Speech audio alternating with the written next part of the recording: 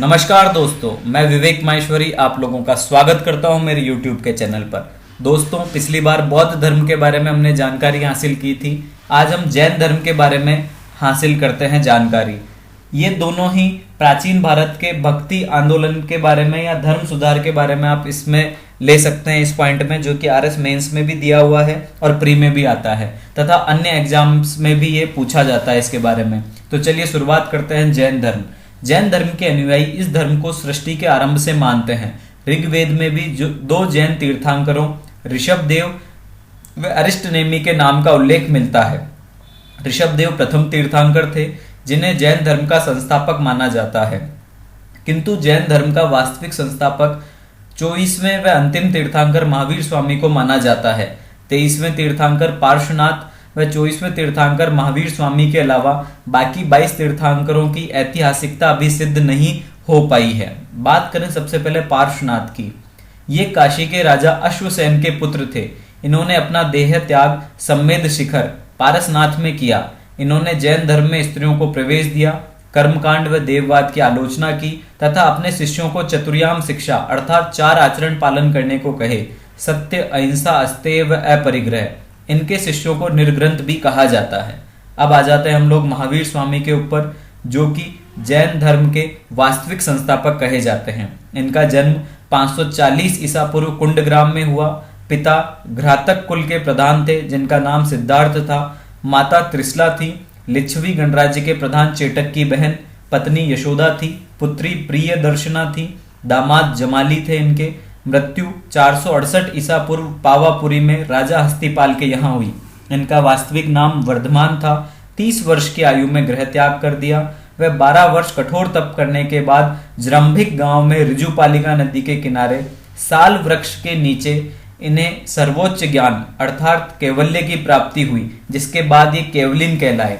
सभी इंद्रियों पर विजय के कारण जिन तपस्या में अद्भुत साहस दिखाने के लिए महावीर व निर्ग्रंथ अर्थात बंधन रहित कहलाए। जमाली इनके प्रथम शिष्य थे।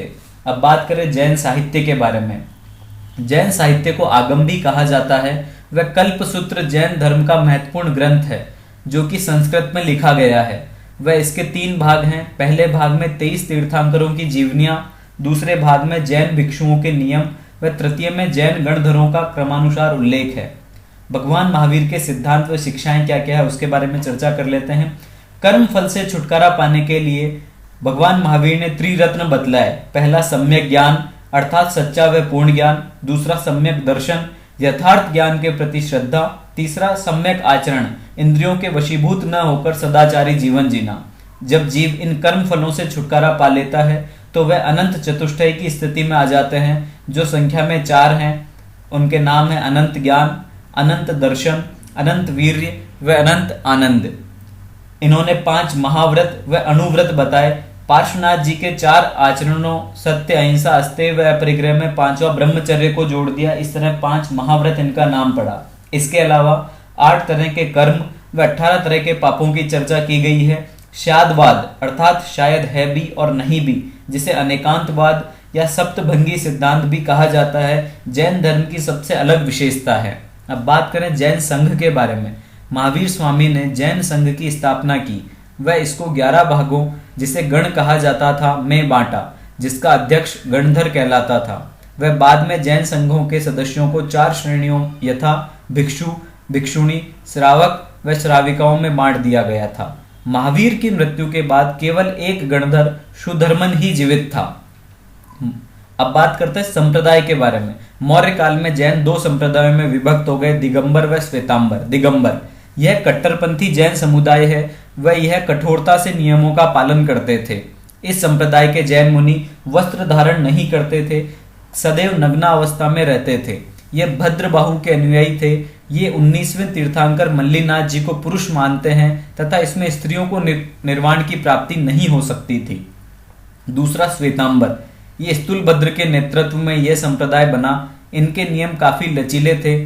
वस्त्रों को धारण करने की छूट व स्त्रियों के निर्वाण प्राप्ति आदि के बारे में कहा गया। वह 19वें तीर्थंकर मल्लीनाथ जी को स्त्री मानते थे। सर्वप्रथम महावीर स्वामी जी की पूजा इन्होंने ही आरंभ करी। जैसे बौद्ध धर्म में संगीतियां थी, यहाँ पर भी 2 संगीतियां हैं जैन धर्म की।